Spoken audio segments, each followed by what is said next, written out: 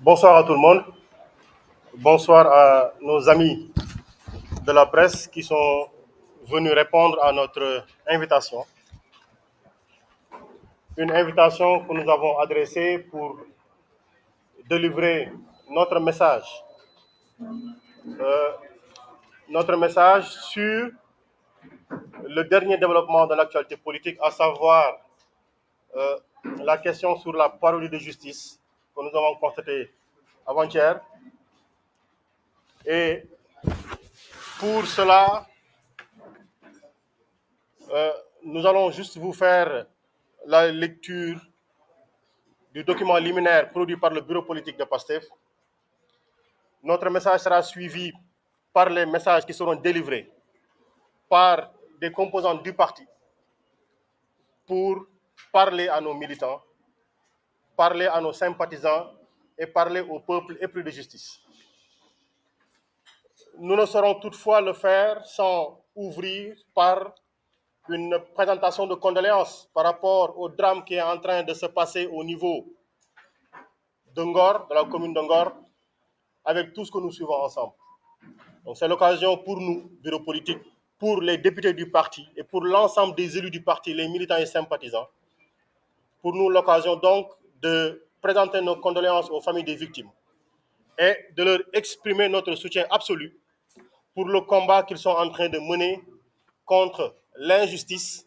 contre la tyrannie et contre la dictature à visage découvert d'un pouvoir finissant. Nous profitons également de l'occasion pour passer l'information, comme vous le savez sans doute, qu'au niveau des MAC de Diourbel, de Ziguinchor et de Dakar, les détenus politiques, le président de la République a beau dire qu'il n'y a pas de détenus politiques au Sénégal, des journalistes l'ont dit, l'ont suivi sur ça pour étayer l'argumentaire, mais simplement dire que l'ensemble des détenus politiques au niveau de ces MAC ont entamé une grève de la faim illimitée. Concernant ce pourquoi maintenant nous avons demandé à obtenir cet échange-là avec vous, la Cour d'appel de Dakar a rendu ce lundi 8 mai 2023 une décision unique dictée par le président Macky Sall qui rêve de sortir le président Ousmane Sonko, le président de PASTEF les Patriotes, de la course à l'élection présidentielle de 2024. Cette décision, prise en mode fast-track, est visiblement disproportionnée au regard de la vacuité des faits qui sont incriminés, démontre une fois de plus la persécution et l'acharnement judiciaire contre le président Ousmane Sonko, dont les droits à la défense, donc de la défense et le droit à un procès équitable ont jusque-là été bafoués et violés sur tout le long de la procédure. Un tel verdict, sans doute, ne nous surprend guère et ne change rien quant à la décision unanime et absolue de notre parti de présenter la candidature du président Ousmane Sonko à l'élection présidentielle de 2024. Mieux que cela, cette énième forfaiture donne largement raison au président Ousmane Sonko qui, en constatant la répétitivité de ces faits, a pris l'option pertinente de la désobéissance civique face à une justice transformée en entreprise de banditisme judiciaire. Partageant à l'unanimité cette position de son président, notre parti, comme d'ores et déjà qu'il ne sera pas question, confirme qu'il ne sera pas question d'accepter l'arbitraire d'une justice au pas, une justice au service d'un individu et de son clan. Par conséquent, PASTEF les Patriotes rejette fermement cette décision de la Cour d'appel de Dakar et rappelle qu'en dehors de la volonté divine, seul le peuple souverain est habilité à décider de la candidature ou non du président Ousmane Sonko. Et je veux bien être précis ici. Nous disons, Ousmane Sonko est le candidat de PASTEF. Ousmane Sonko sera candidat à l'élection présidentielle de 2024 si notre détermination à nous militants, si notre détermination à nous sympathisants, si notre détermination à nous peuples épris de justice atteint le seuil nécessaire pour qu'on comprenne qu'il sera en tout état de cause et en toutes circonstances candidat à l'élection présidentielle 2024. Donc, Pastef les Patriotes invite Macky Sall à assumer tout ce qui découlera de la farce judiciaire qu'il a commandée, qu'il a commanditée et qu'il a surveillée contre le président Ousmane Sonko. Que l'on ne s'y trompe point. La présidentielle de 2024, sa préparation, ses protagonistes, son déroulement, ses résultats, ainsi que leurs conséquences à court, moyen et long terme, constituent assurément un tournant décisif dans l'évolution politique du Sénégal, de notre sous-région, voire du continent africain tout entier. Et pour nous, l'enjeu essentiel, le défi majeur de cette élection, c'est le triomphe non pas d'une énième simple alternance à la tête du pays, mais bien de notre projet collectif autour d'une véritable alternative citoyenne, de rupture avec le système néocolonial de servitude volontaire, de prédation et d'autocratie. Une vision, un projet pour un autre Sénégal, un autre type de Sénégalaises et de Sénégalais, dans une autre Afrique, tel est notre challenge. Le porte-étendard d'un tel projet est aujourd'hui indubitablement, pour nous, le président Ousmane Sonko. Et sa candidature constitue une demande sociale, une demande démocratique, une exigence citoyenne. Elle représente notre plan, notre unique plan, notre plan de A à Z pour l'élection présidentielle de 2024. Face à cet enjeu crucial et pour contrer une telle perspective, l'APR Benno Bokk Yakaar acculé dévoile son jeu, contraint de dérouler de plus en plus ouvertement sa funeste stratégie, claire comme le soleil de midi. Tout sauf Ousmane Sonko. Advienne que pourra. Voici le leitmotiv, voici la machine qu'ils sont en train de construire. Par la répression et la violence dictatoriale de l'État, par l'instrumentalisation cynique de la justice, par la corruption à travers des distributions éhontées d'argent, des prébendes et autres sinécures, par le matraquage et le lynchage médiatique à coup de désinformation et de procès en sorcellerie utilisant une certaine presse alimentaire, par diverses manœuvres de diversion ou tentatives de division de l'opposition et des forces vives nationales, à travers notamment un prétendu dialogue, par l'acharnement arbitraire sans précédent contre les dirigeants et responsables de Pastef les Patriotes, par les emprisonnements à la pelle dans des conditions carcérales exécrables, poussant aujourd'hui des centaines de détenus à entamer des grèves de la faim. Tous moyens sont bons pour Macky Sall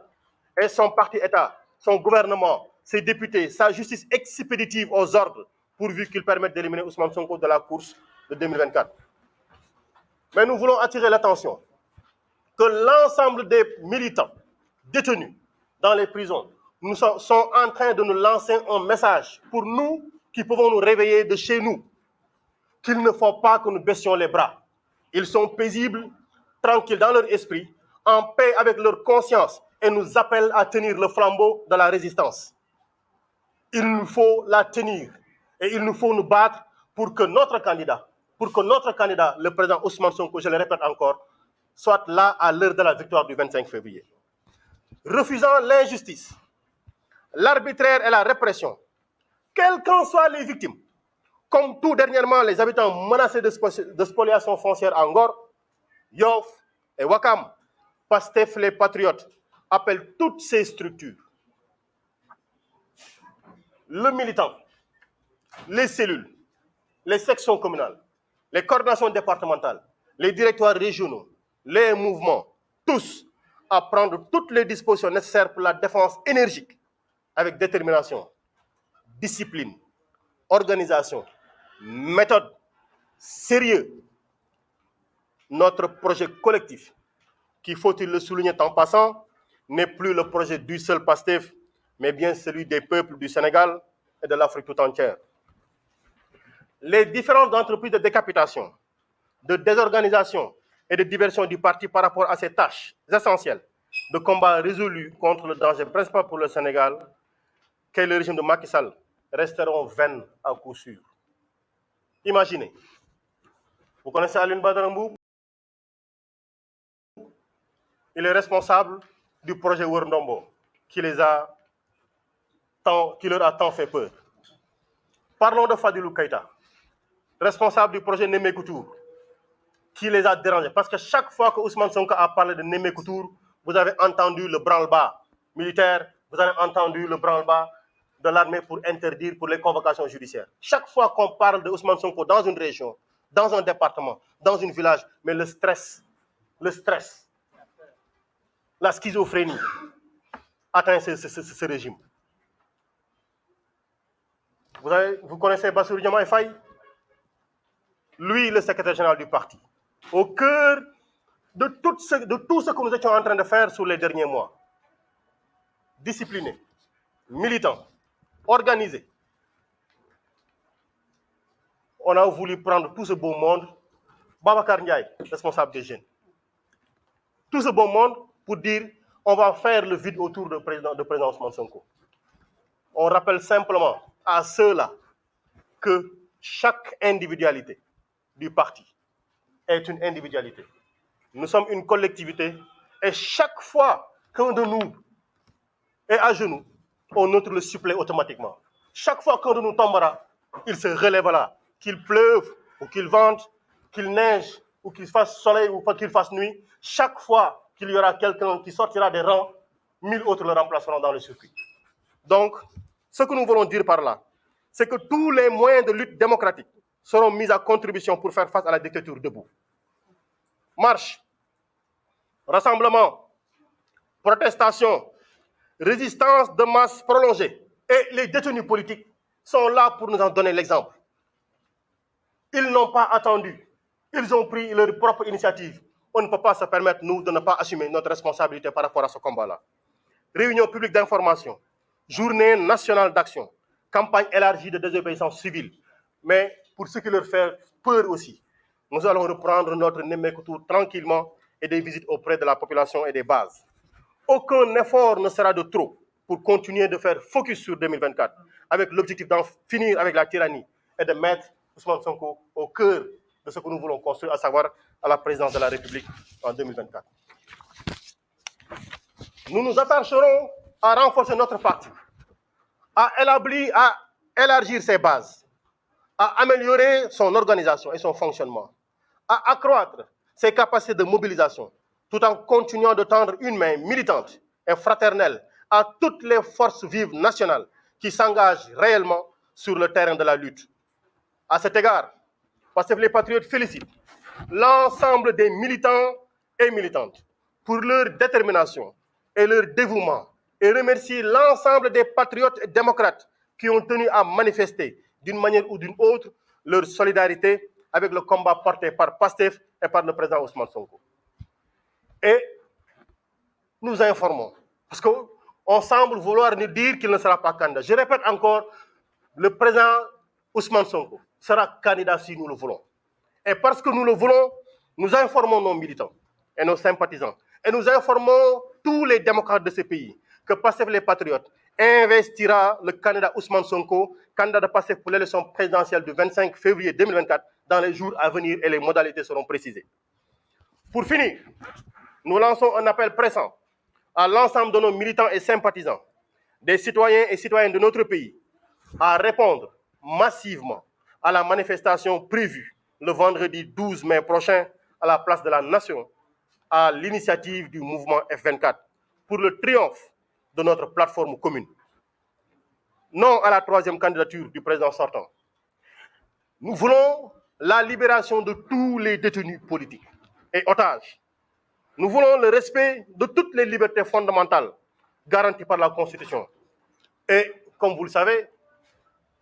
nous avons demandé les corrections des articles L29 et L30 du Code électoral qui visent à exclure tout candidat jugé gênant par le pouvoir en place.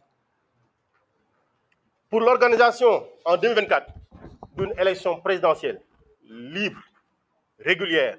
démocratique, inclusive et transparente, gage de paix civile et de stabilité pour notre pays, le Sénégal.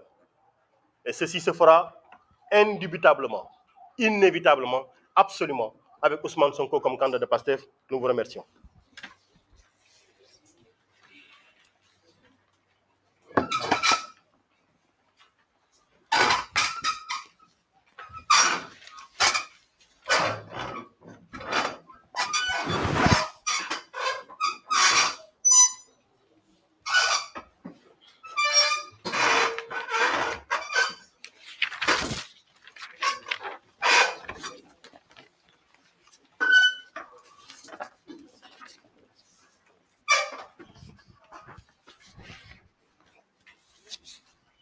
auzu billahi mina sheytaani rajim bismillahi rahmaani rahim mbooloo mi ñu ngi leen di nuyu di gërëm monsieur Birame Souleye Diop honorable député mi jël kàddu léegi nii di nuyu mbooloo mi yëpp toog suñu wet di wax rek ni ak naqar tey la ñuy jël kàddu d'abord di jaal sunu mbokk lébu yi nga xamante ni dañoo am naqar ñu teg leen nattu teg leen mbugal goo xam ne ñu ngi koy dund mu metti lool ñu ci associé wu mais surtout di leen jaale sunu mbokk yi nga xam ne ñoo ci ñàkk seen bakken di leen ñaanal yàlla mu jeex ci nu mu gën a gaawee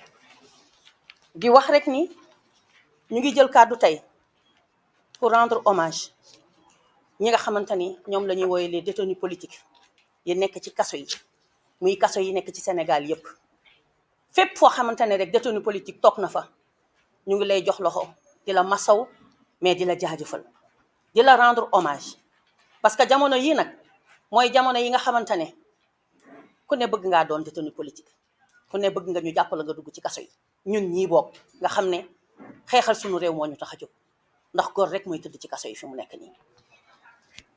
di wax rek ni ñun jigéen ñi Pastef ñu ngi naxarlu lool li nga xamante ni moo xew actuellement ci réew mi Pastef di ko subir mais surtout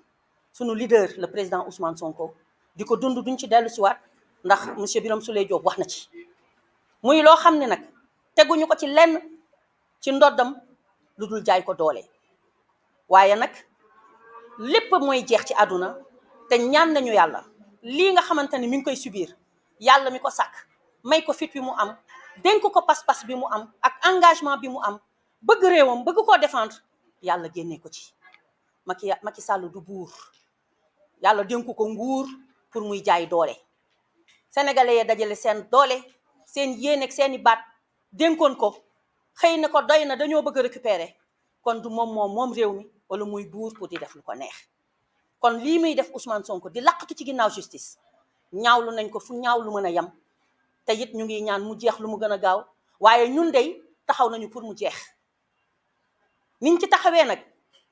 lenn rek la mois de mai bi yëpp dañu fas yéene manifester bi nag lenn rek la lundi bii ñu ngi woo képp kuy journaliste muy le 15 à 15 heures devant le palais de la République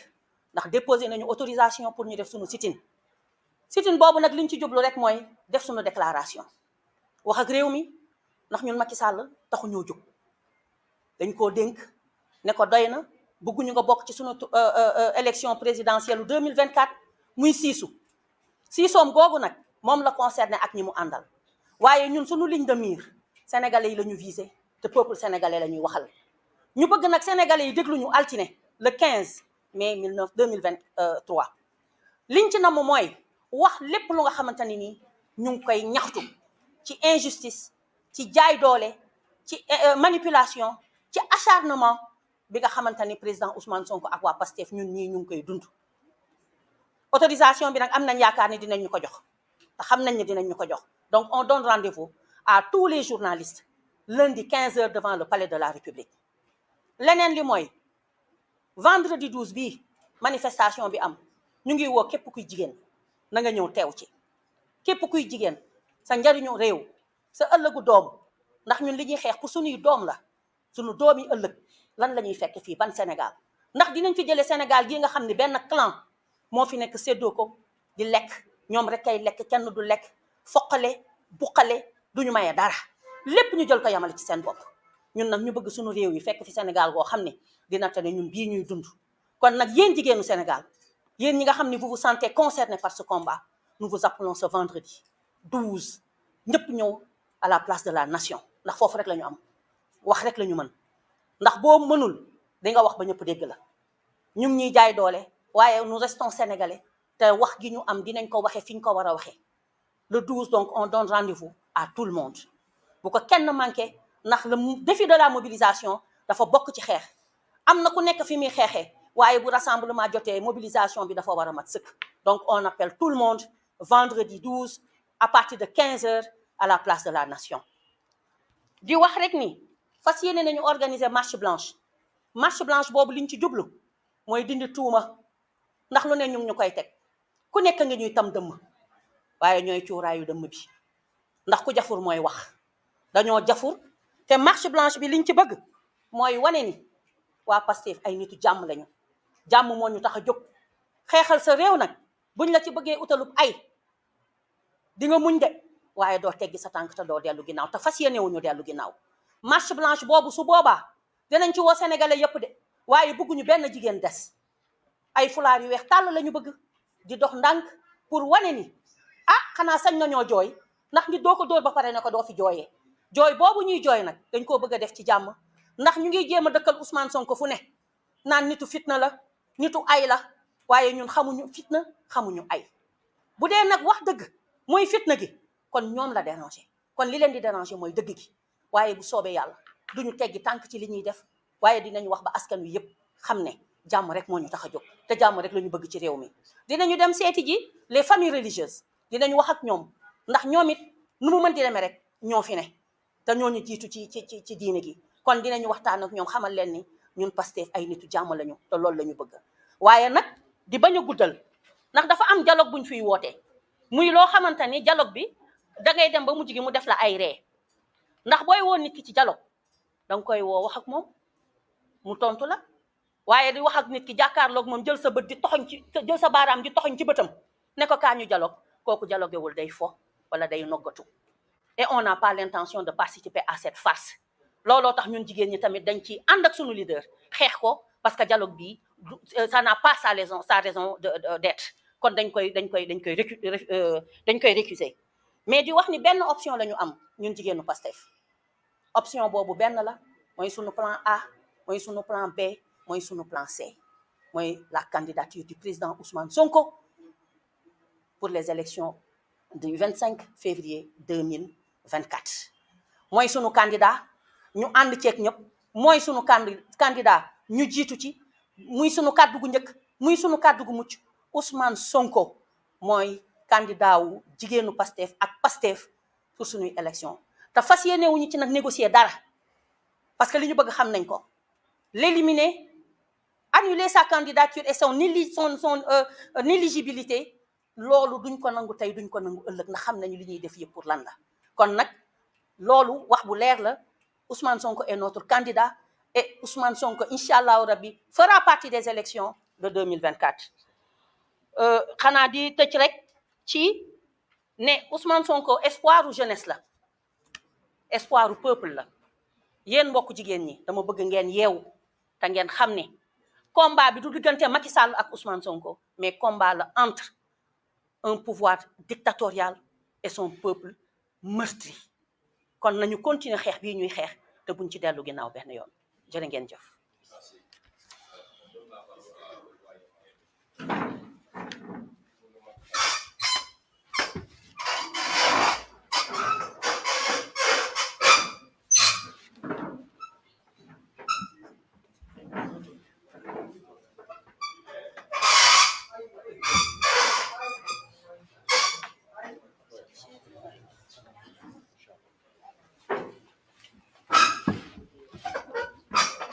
Assalamualaikum warahmatullahi taala wa barakatuh. Man la Mayabé Mbaye, coordinateur national Maggi Pastef. Pastef Sonko président en 2024 inch'Allah, tout sauf Macky Sall. Ginnaaw bi ñu leen nuyoo te di waxtaan ak yéen ñu dellu si tuuti ci li xew lu yëngu la ko yëngal moo ko ëpp doole maanaam ginnaaw bi ñu sargale sunu mbokk yi nga xam ne ñu ngi ci prison yi ñëw teg sunu naqar ci li xew sunu mbokk Lebu yi démb ñu dellu si waxu tey bi wax bi yépp mooy régime bi nekk en place bëgg fexe ba Ousmane bañ a nekk candidat ni ko Birame Souleye waxee léegi vice président benn candidat la lu am te incha allah dinañ ko investir ci fan yi il sera candidat si kàttanu suñu borom dafa am nag wax ju ñuy sànni mais foog ñu taxaw ci xool ko suñu président Ousmane Sonko dafay nekk candidat bëgg na ko Pastef ñi mu àndal bokk ak ñoom parti bëgg nañ ko sympathisant Pastef yi bëgg nañ ko askan bi bëgg na ko ci loolu rek la dépendre bu askan bi farloo ya ca war incha rabbi il sera candidat il sera élu au premier tour liñ ci mën a wax nag mooy na ñëpp takku na ñëpp farlu jigéen ñi may mën a woote de léegi nañ ko wuy ji ñun mag ñi dinañ déroulé suñu programme incha allah tey ci guddi dinañ wax lan la ñuy def di woo mag ñëpp waaye balay loolu am na événement bu taxaw bu jëm ajjuma incha allah ñuy ñaan mag ndaw xaleel kuy sympathisant ku njariñu Sénégal wala jàmm Sénégal soxal nan fa ñëw il faut mu nekk rassemblement bu masta am ci àddina ndax àddina bi yépp ba kii ci nguur gi xam ni lii mu jëm fa mu jëm du jëmukaay ñuy ñaan nag Macky mu delloo ci xelam il est encore temps pour mu delloo ci xelam jaru ko nee nañu jàmm moo gën troisième mandat jaru ko ñu glissé nag wax tuuti ci kilifa yi mais mu ne léegi rek mi ngi wax dinañ seeti kilifa yi mais am naa yaakaar ni lii xew ci réew mi umpul kenn ñëpp xam nañ ko ngalawaay ku am baat te mën a wax te dëgg rek soxal la jàmm rek soxal la wax jot na jëf jot na waxu suuf weesu na ah ñu ngi jooy de maam Abdou Aziz Sy Dabakh bu fi nekkoon tey toog wallahi du ko wax waxu suuf dana ko wax nam ko war a waxe fam ko war a waxe ñam ko war a waxal jaar ci yoon ba réew mi dellu janaaw ngalla ay héritage am loolu la ñuy séentu yéen Baye Abdoulaye bu ko fekkoon tey borom dëgg dana ko wax nam ko war a waxe fam ko war a waxe ak ñam ko war a waxal loolu rek la ñuy séentu wuñu ku ñu faral dañuy séentu rek dëgg parce que ñun leer nañu ñu ngi ci dëgg leer na ñu ngi ci lu jëmale réew mi kanam leer nañu ñu ngi ci jàmm réew mi ñu bokk di sant ñëpp di gërëm ñëpp la presse yéen ñi ñëw tey wax ni incha rabbi Ousmane sera candidat te dinañ ko investir ci lu yàggul bañ mbir mi yàgg moo tax ñu yemal fii wax ji ñu ngi sant ñëpp di gërëm ñëpp di wax nag na ñëpp jàpp te bu kenn bàyyi incha allah dinañ yegg fan jëm ci kàttan suñu borom jërë ngeen jëf.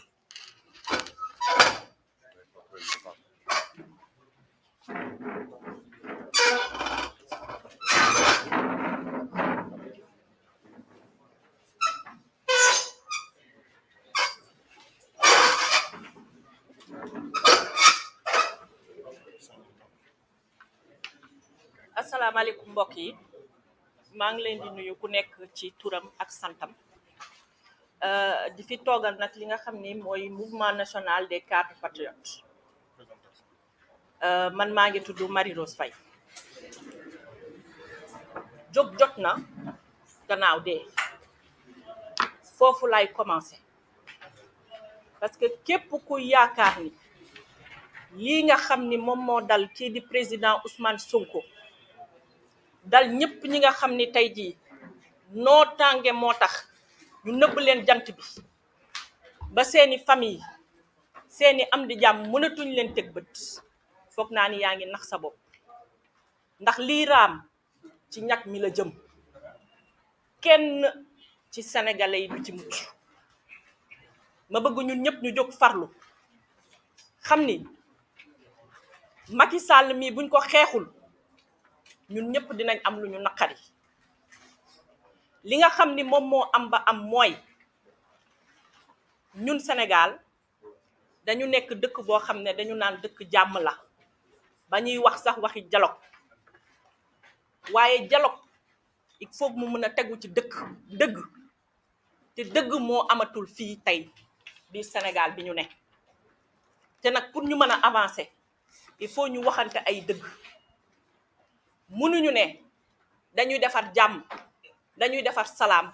di jël ay sénégalais di leen noot dañuy defar jàmm dañuy defar salaam nga jël sa principal opposant am complexe bu toll ni yow jàpp nga ni mënoo jàmmaarloo kenn sa bopp rek dalaa doy sëkk te faf sax dañ laa dénk moomoo nga ne li la neex ngay def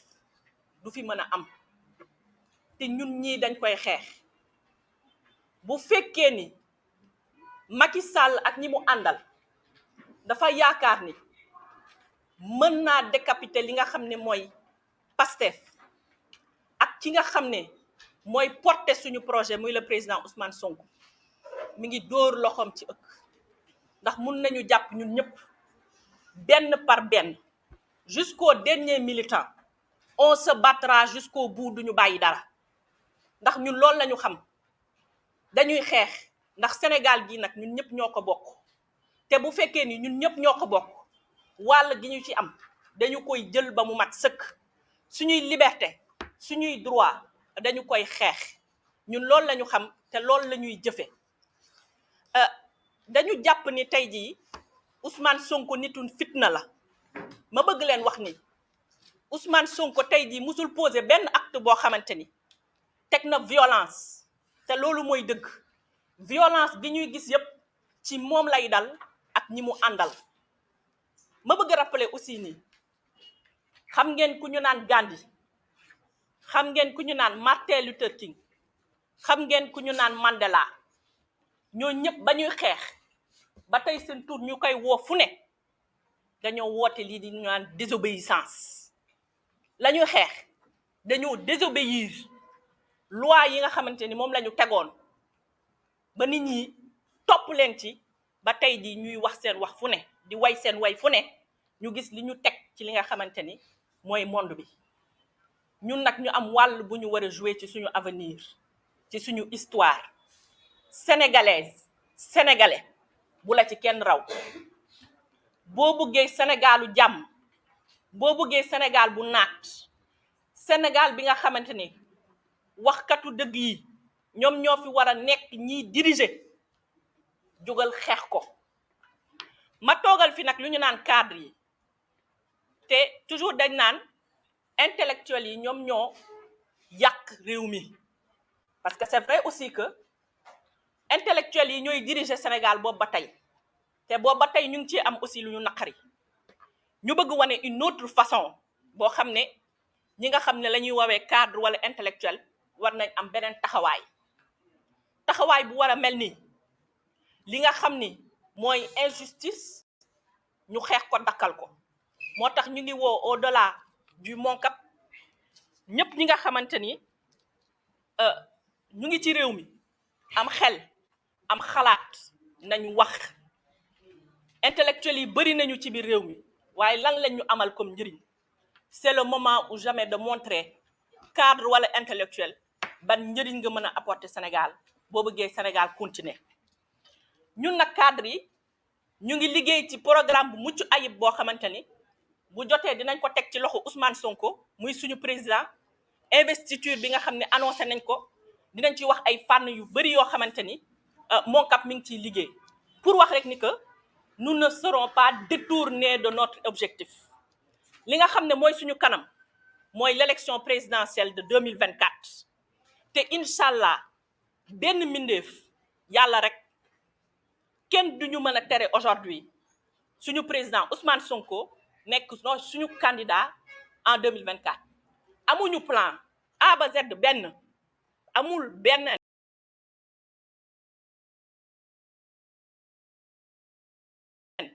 président Ousmane Sonko mooy nekk suñu candidat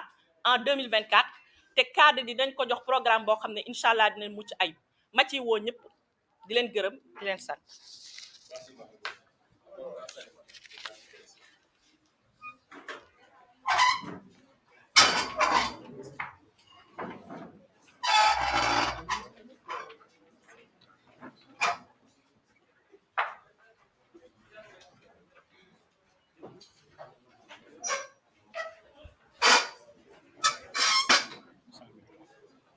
Ça va?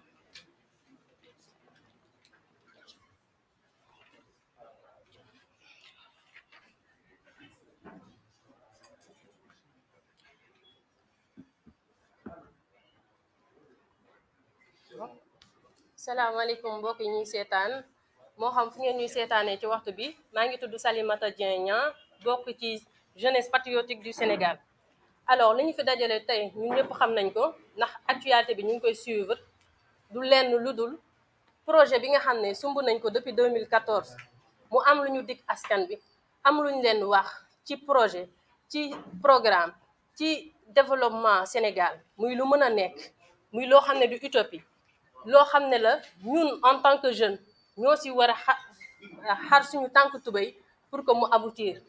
projet boobule tey moom la Macky Sall ak ay ñooñam taxaw ne tem ne du fi amee lii rek moo waral procès yi nga xam ne yëpp teg nañ ko du lenn lu dul éliminer le président Ousmane Sonko de la course présidentielle de 2024 présidentielle yooyu 2024 kenn ki ci war a bokk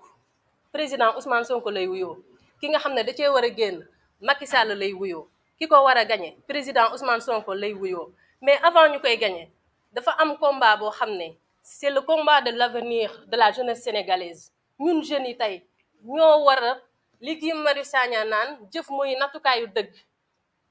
taxaw temm pour que projet bii mu aboutir ñu jëf jug taxaw ndax bëri na fi ay jeunes yoo xam ne boobu ba tey ñu ngi jàng boobu ba tey ñu ngi liggéey mais gisuñu seen bopp ci dëkk bi ñu ngi mel ni ñun ay doxandéem lañ fi te ñii ay lébu lañ ñii ay joolaa lañ ñii ay séeréer lañ ñii ay pël lañ ñii leneen ak leneen lañ loolu yëpp buñ ko boolee mu doon Sénégal boobule moom la benn groupuscule de personnes taxaw ne politique bi fi daan am depuis 1960 moo fi continuer di wéy mooy benn groupe rek mooy mos benn groupe rek mooy jëriñoo ressources naturelles yu fi am ñëpp alors que constitution dane les ressources naturelles appartiennent au peuple. Maintenant c'est au peuple de décider jël li nga xam ne moo ko moomal boppam mu téye ko sàmm ko te li koy sàmm nag ki ñu ko war a jiite pour ñu sàmm ko du kenn lu dul président Ousmane Sonko parce que moo ñu ci yee tey bu ñu amee benn éveil bu ñu taxawee jeunes yi di waxtaan ci marché yi ci car rapide yi ñu si waxtaanee Sénégal di ci waxtaanee pétrole di ci waxtaanee zircon di ci waxtaanee gaz di ci waxtaanee fer de Falémé ki ko waral mooy le président Ousmane Sonko parce que moo indi débat boobu sur le landerneau politique sénégalais qu'on le veuille ou non lii rek moo waral tey ñu ne waa boor bële je veux dire taxaw temm ne kii le nga xam ne mooy l'espoir de la jeunesse ñu ne ko tey doo bokk te li may wax mooy wax ju du gudd de parce que tollootuñu fi ñuy waxee ñun jeunes yi li ñuy mébét li ñu bëgg dañ ciy xuus jàll lu mu lëndëm dañuy jàll mooy le président Ousmane Sonko mu nekk mu jiite Sénégal en 2024 suñuy carte suñuy massification suñuy rassemblement suñu lépp pour que Pastef jiite réew mi soppi xar kanamu Sénégal defaraat joxaat beneen image politique parce que politique lu noble la mais ñeneen ñi dañoo bëgg a wane lu salte la alors que saltewul ñun dañ fee war a indi lu bees tàkk liggéey la loolu liggéey teel a xëy guddee wàcc pour que Sénégal ñëpp gisi seen bopp ma daaneel wax rek ne que Sénégal ñun ñëpp ñoo ko bokk mais jeunes yi nga xam ne booba tey gisuñu seen bopp ci réew mi ñoo war a jug ne président Ousmane Sonko day bokk Macky Sall du bokk je répète encore le président Ousmane Sonko day bokk ndox ma sa ay plan A ay plan Z mooy par A ou B maanaam fu ñu mënti jaar ak lu mënti xew président Ousmane Sonko tant que yàlla mu ngi koy may bii dafay bokk aux élections présidentielles de 2024 wasalaam.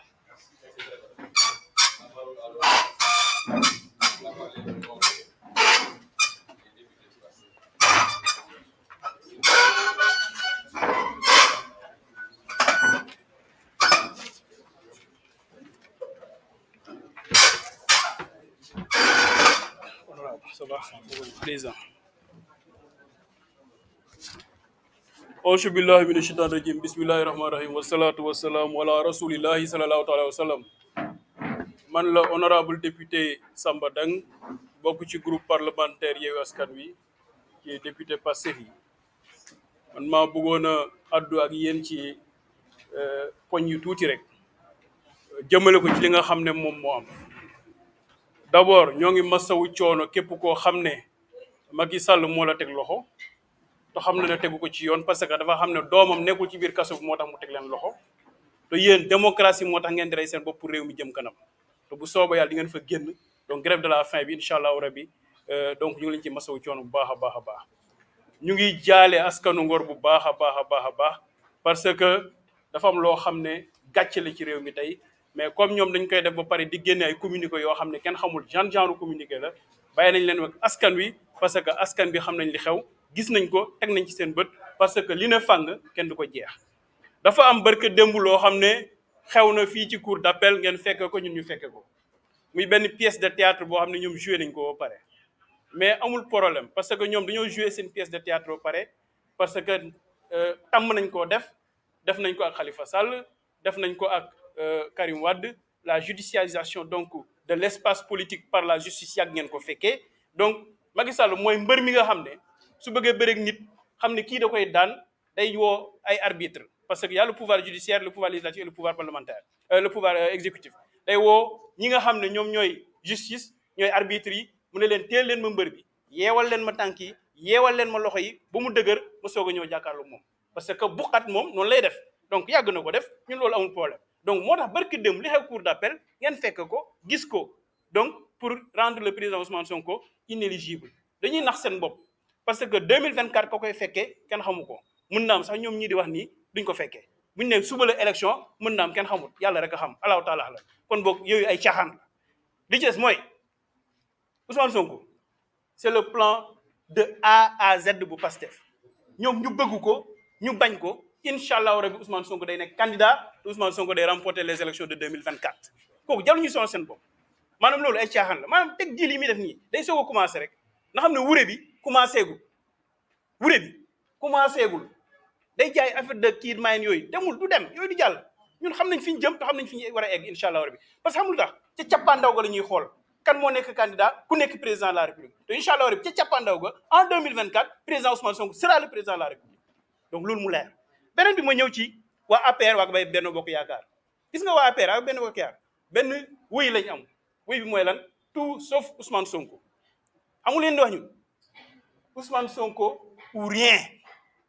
yow béykat bi yow sàmmkat bi yow nappkat bi yow commerçant bi yow chauffeur bi ñoom dañ ne tout sauf Ousmane Sonko yow jëlal Ousmane Sonko def ko sa candidat def ko sa président en 2024 ñu xool ñoom lu ñu ci mën beneen bi ma ñëw ci askan wi gis nga nangu balaa moo am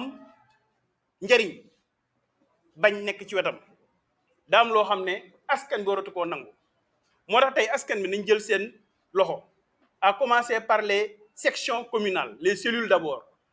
les sections communales les coordinations départementales fépp fu waay nekk commencer sa campagne électorale commencer massifier commencer redynamiser les troupes jàppal képp koo xam ne am na carte nga xam ban fan la bokk fan la war a wotee ba incha allah rabi en 2024 nga yóbbu ko mu voter le président Ousmane Sonko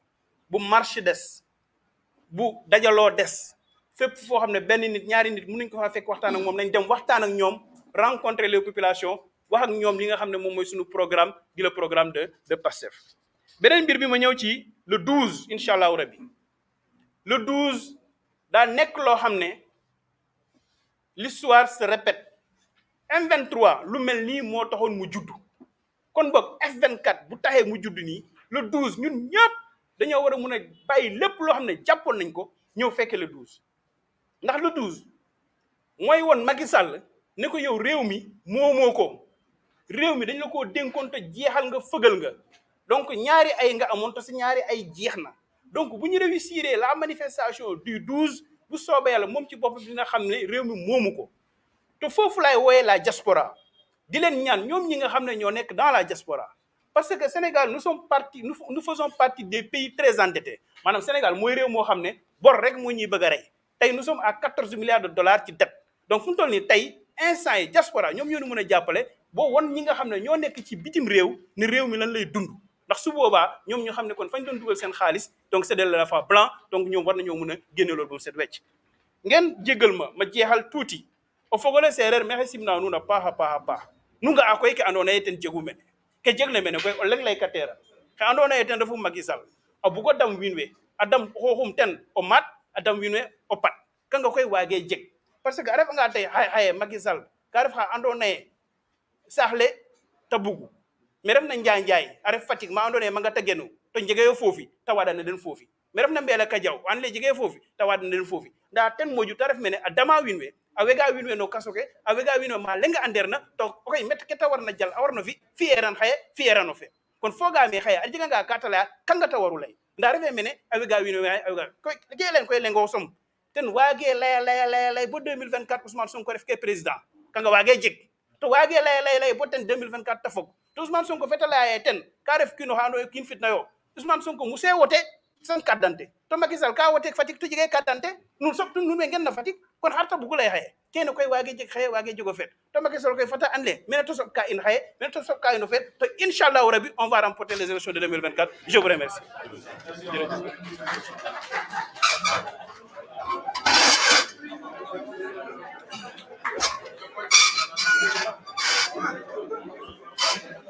Tu vas avoir tes poumons en zéro, quoi. Tu vas avoir tes poumons en zéro, quoi. Non.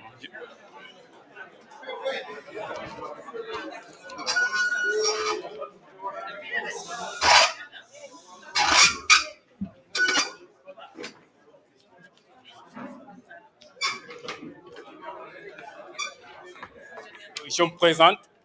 c'est Toussaint Manga, membre du secrétariat général, 4e secrétaire général adjoint. Je vais commencer par saluer les journalistes ici présents,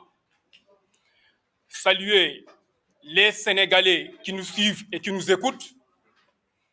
saluer l'ensemble des militants et sympathisants du parti. Je voudrais commencer par rassurer les Sénégalais, rassurer les militants et les sympathisants, pour leur dire que rien ne nous ébranle et nous ne serons jamais ébranlés. Pour leur dire que rien ne nous fait trembler et nous ne tremblerons jamais. Dans ce pays, s'il y a quelqu'un qui est ébranlé, il s'appelle Macky Sall. S'il y a quelqu'un qui tremble, il s'appelle Macky Sall. Pour dire, si Macky Sall est prêt, dites-lui que nous sommes prêts il y a longtemps. Pour dire, si Macky Sall vient de se réveiller, dites-lui que nous n'avions jamais dormi, que nous sommes restés éveillés depuis que nous avions pris la responsabilité de travailler pour ce pays. Alors, que chaque quartier, chaque commune, chaque département, chaque région, l'ensemble du pays se tienne prêt et debout pour faire face à Macky Sall. C'est une honte pour le Sénégal, jadis vitrine de la démocratie, 53 après l'indépendance, d'avoir un président qui n'a jamais accepté le jeu démocratique. Un président qui n'a jamais organisé des élections libres et transparentes. Cette fois-ci, ça suffit. Nous ne l'accepterons pas aujourd'hui, nous ne l'accepterons pas demain. Macky Sall se trompe d'époque. Il se trompe de jeunesse, il se trompe d'interlocuteur, il se trompe de cible. S'il y a un seul Sénégalais qui ne participera pas aux élections de 2024, ce Sénégalais s'appelle Macky Sall. Nous lui rappelons que la résistance immédiate, inéluctable à venir dans quelques jours sera plus forte que celle de 2021. Parce qu'entre-temps, nous sommes devenus plus nombreux, nous sommes devenus plus motivés, nous sommes devenus plus convaincus de la légitimité du combat pour le Sénégal. Je voudrais lancer un mot à l'endroit des forces de sécurité et de défense pour leur dire qu'ils auront à choisir entre le peuple sénégalais et Macky Sall. Ils auront à choisir entre la vérité et le mensonge. Et j'espère qu'ils auront tous la lucidité d'être aux côtés du peuple pour sauver notre cher pays. Je voudrais terminer par dire aux militants et militantes, aux Sénégalais et Sénégalaises, qu'ils sachent qu'ils ont le destin de ce pays entre leurs mains. Et c'est à nous de choisir ce qu'on fera notre pays. Macky Sall, lui, a le choix entre la porte et la fenêtre. Je dirai encore pour finir, tant qu'il n'y aura pas de justice, il n'y aura pas de paix. Je vous remercie.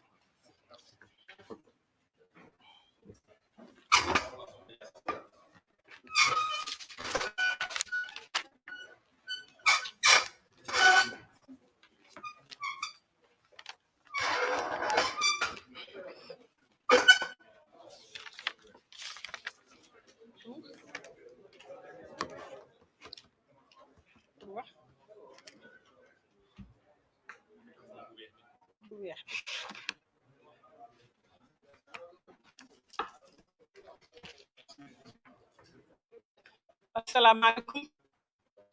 ci Sénégal ñi ci biir réew mi ak ñi ci bitim réew ak bokk journaliste yi ak doxande bi ci réew mi di ñu déglu ñi ngi leen di nuyu yéen ñëpp di leen ziar di wax ne ñi ngi tàmbali kaddu yi nag di jaale waa Ngor ndax li fa xam fan yi metti na tiis na te ñëpp gis nañ ko bakkan ba bakkan tëdd fa ñu leen koy jaale di wax ni ñi ngi nekk en solidarité ci seen xeex ndax xeex bi xeex bu Pastef mës a xeex la mës ko dénoncé la ci Sénégal yëpp ci nangu suuf ak jël doxandem wala jël état nangu ko ci ay jëfa ña fa dëkk ña ba pare bëgg leen jaay doole waaye nag gis nañu tey xeex bi fa am ak résistance bi am Ngor bakkan tuuru na fa nag waaye nag metti na lool te ñu ngi leen koy jaal ñu tàmbalee nag di wax ne Sénégal fi mu nekk nii àddina yëpp nga koy xool ndax nag li ñuy doon duumaraat dafa egsi Macky Sall bëggul dem élection ba gis ku koy daaneel mais tey Macky Sall dafa warul dem élection def na ñaari yoon élection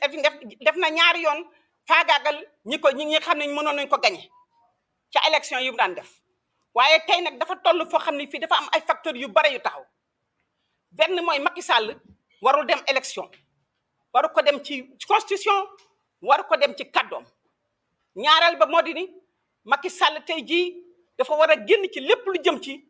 mbirum sax xool kan ma war a nekk ko candidat wala déet kon li fi xew altine lu ñaaw la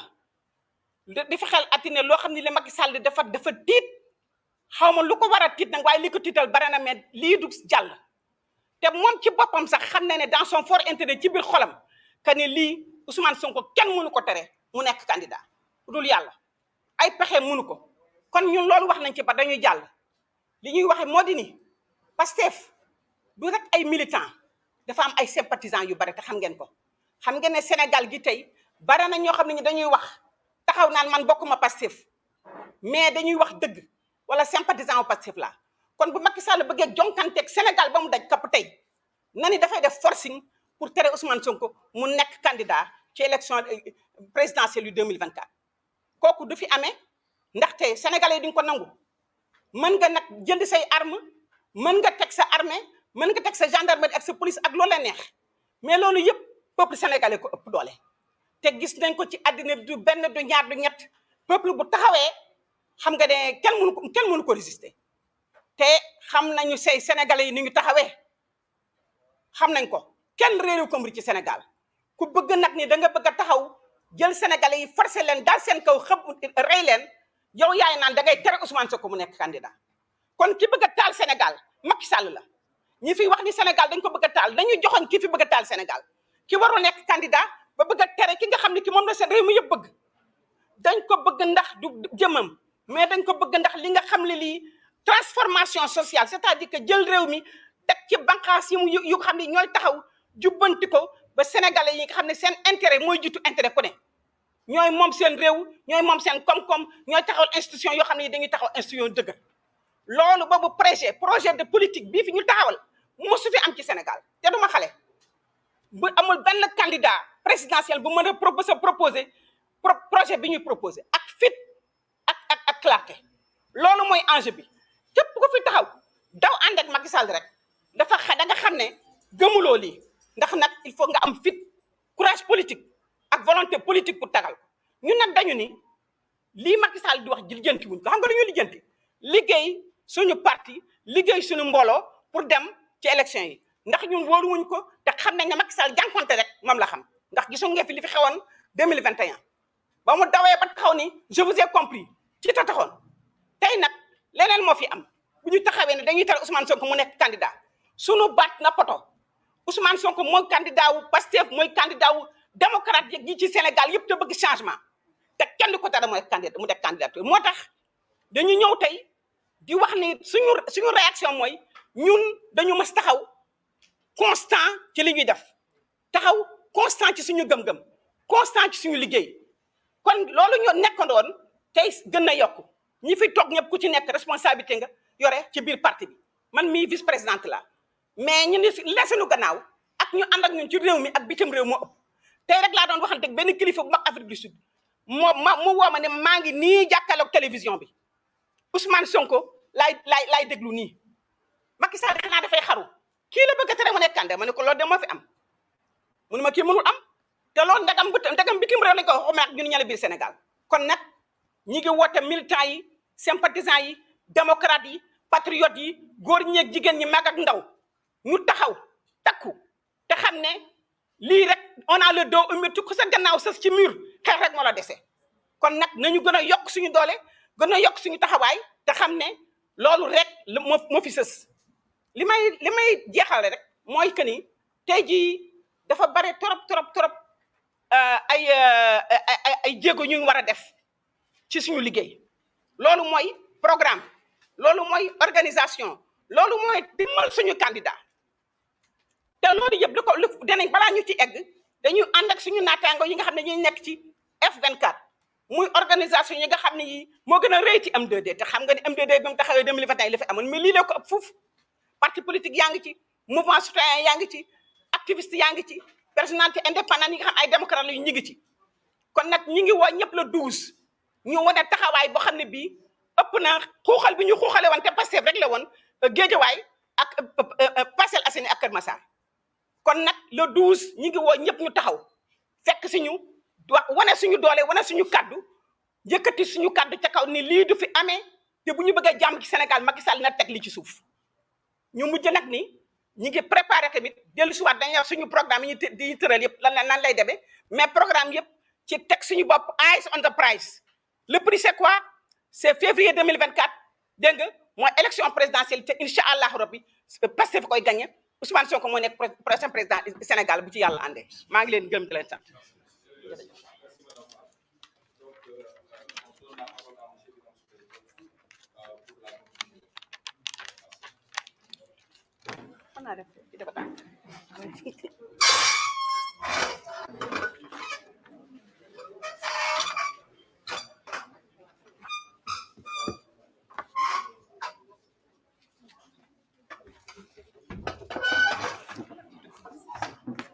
waaw ñun nuyuwaat leen bu baax di wax ni kaddu yi moo nekkoon yii ndax li fi am solo mooy ñu xam ni parti bi nga xam ni moo ñu boole te président Ousmane Sonko jiite ko kuréel yëpp yi nga xamante ni bii ñi ngi ci ku ci nekk takk nga say jaaj dégg ngeen jigéen ñi li ñu wax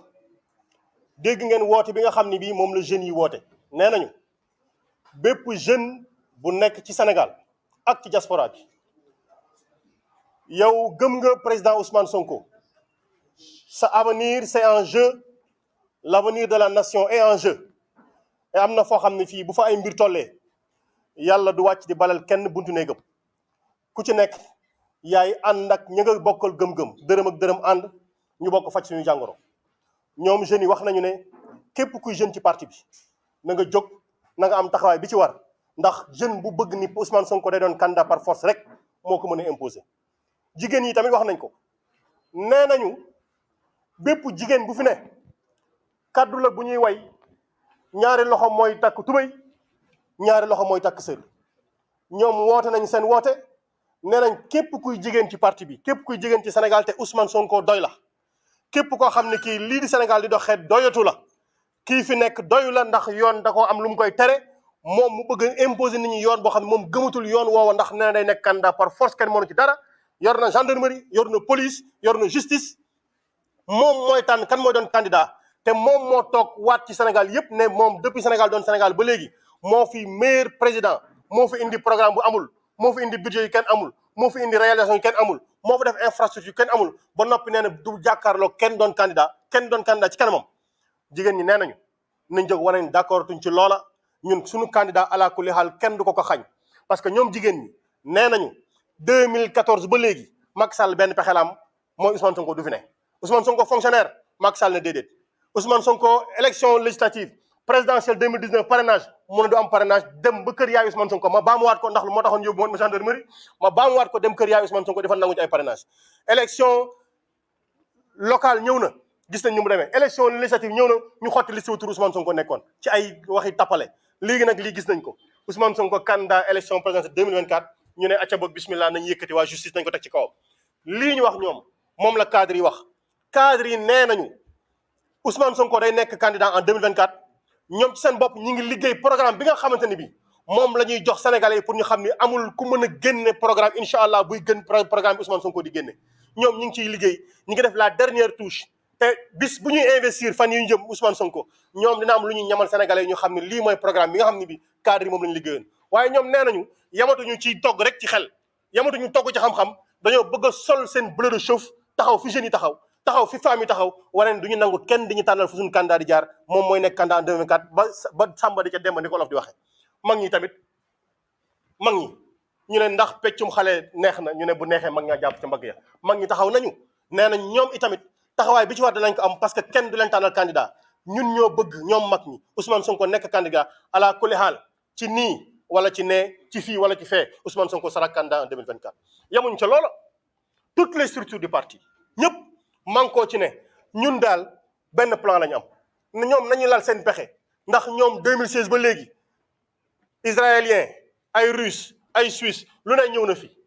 pexe mu nekk lal nañ ko salafiste la rebelle la nangam ak nangam ñun ñi ngi woon ci suñu benn plan boobu mooy Ousmane Sonko suñu candidat ma ni de A à Z ñoom ñëpp baamu nañ ko mooy suñu candidat ala kulli xaal amul soppi amul beneen xalaat buñ ciy dóor mais lii ñu jëm nii Ousmane Sonko candidat ñi ci kaso bi dañuy génn fekk suñ ci xeex bi ñëpp les 257 prisonniers yi nga xam ñoo def seen grève de la faim ma baamuwaat ko Alioune Badara Mboup Fadilou Keita moom Mor Talla Gueye Bassirou Diomaye Faye le secrétaire général du parti ñëppay génn fekk suñu ànd ci lii ndax bis bi ñuy fal Ousmane Sonko ñoom faaw ñu toog jox ko loxo ñu mu félicité leen ci combat bi ñu mëne woon lii lañ wax ni moom mooy taxawaay bi nga xam ne moom la ñuy wax ñuy wax nag militants yi sur l'étendue du territoire national et de la diaspora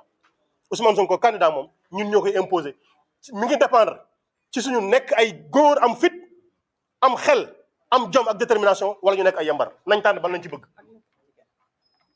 ci jigéen ñi même chose nañu tànn lan lañ ci bëgg ñun de tànn nañu nekk du côté des jàmbaar tànn nañu nekk du côté des résistants tànn nañ nekk ci ñi nga xam ne bi kenn du leen tànnal yoon yambar amu fi ragal amu fi na ko seeti feneen jàmbaarloo nag incha allahu rabbi bu fekkee ne moo des te mënta ñàkk alaa kulli haal taxaw leen ndax bisu dee bu jotee ku deewul am na noonu olof di wooyee salaamaaleykum wa rahmatullah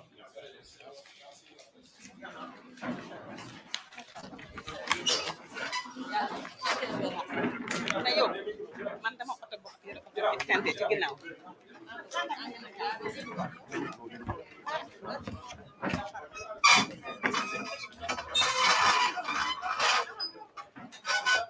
ci bitim réew rawatina yéen